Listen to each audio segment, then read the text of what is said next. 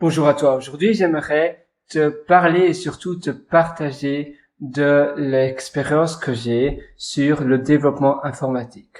En effet, être développeur, c'est super chouette. Mais maintenant, il y a énormément de personnes qui se demandent, d'accord, être software engineer, c'est bien, mais comment ça se passe?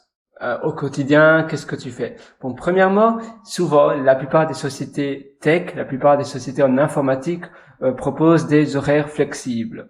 En effet, à quoi ça sert finalement d'avoir un 9-17 heures, des horaires, tu sais, 9-17 heures, en anglais on appelle cela 9 to 5 job. Eh bien, à quoi ça sert d'avoir des horaires, un travail où tu as des horaires bien fixes?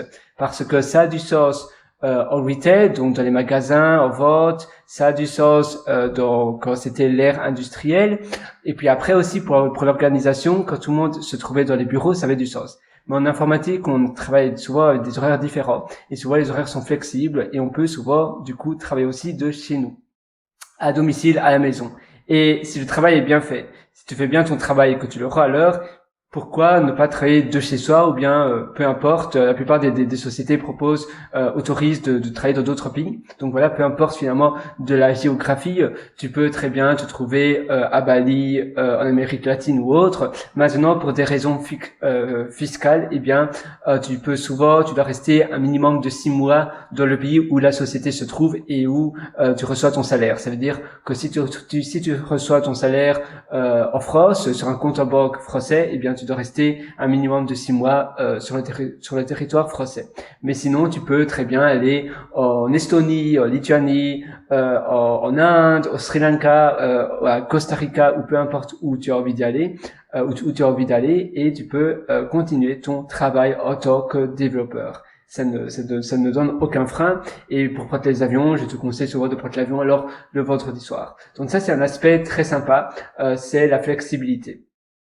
Évidemment, tu travailles aussi souvent seul, et tu dois aussi te débrouiller seul. Tu vas essayer de trouver de l'aide dans la documentation, tu vas trouver de l'aide sur Internet, mais ne t'attends pas à avoir toujours quelqu'un qui t'explique quoi faire. Tu dois chercher, tu dois trouver les tickets, donc des tickets, ce sont des tâches sur lesquelles tu travailles, sur Jira, Asana et autres. Ce sont des Kanban boards. Tu as aussi Trello qui est assez connu.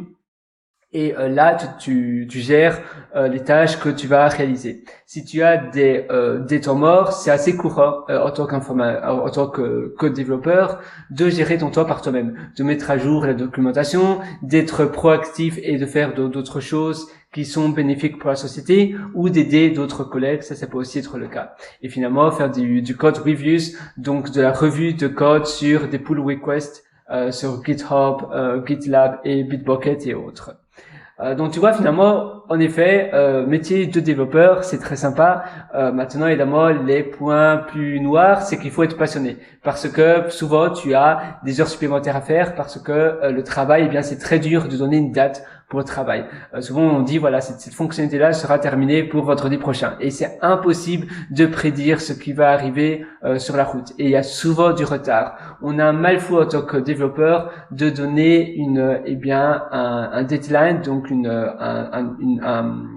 comment on appelle cela? Eh bien, un temps où on dit voilà, cette fonctionnalité ou cette tâche-là sera terminée et je vais faire le déploiement de cette fonctionnalité-là. C'est très dur de prédire finalement à quelle date tu vas pouvoir terminer la tâche en question.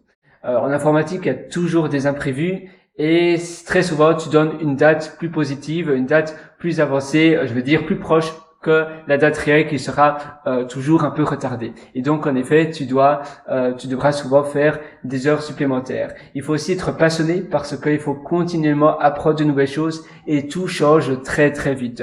Ce que tu fais maintenant, eh bien, dans 1 an, dans 2 ans, ce sera des fonctionnalités différentes, surtout une technologie différente, ça aura une architecture différente et les choses que tu fais maintenant, eh bien, seront différentes. Et aussi, je parle aussi de fonctionnalités parce que le logiciel, le produit sur lequel tu travailles, eh bien, souvent tu as le product owner, donc le propriétaire du produit. C'est un peu comme un manager, c'est quelqu'un qui dit voilà, j'aimerais cette fonctionnalité-là sur le produit maintenant pour le prochain trimestre. Et puis après, l'année prochaine, ce sera certainement une fonctionnalité complètement différente. Et il faut changer, améliorer et optimiser le produit continuellement. C'est pour cela qu'il faut être passionné, parce que sinon, tu ne vas pas aimer ton travail. Mais si tu es passionné, que tu aimes bien voyager aussi, parce que c'est un des rares métiers où c'est facile de voyager tout en travaillant, tu peux aussi trouver des coworking space. En Australie, moi j'aime bien le Hub, H-U-B, mais tu en as plein d'autres.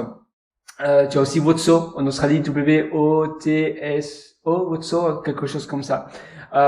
Et oui, c'est très simple, c'est très bien si tu aimes bien voyager. Tu peux facilement te faire sponsoriser dans un autre pays et travailler dans un nouveau pays. Et tu as, voilà, c'est pas très difficile de trouver du boulot non plus.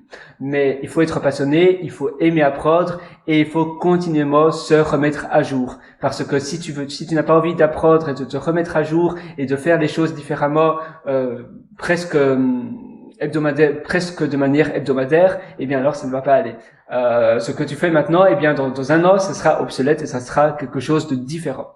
Voilà, c'est tout pour cette session. J'espère que tu vois plus clair sur le métier de développeur et moi je te donne rendez-vous dans une prochaine. À très bientôt. Ciao.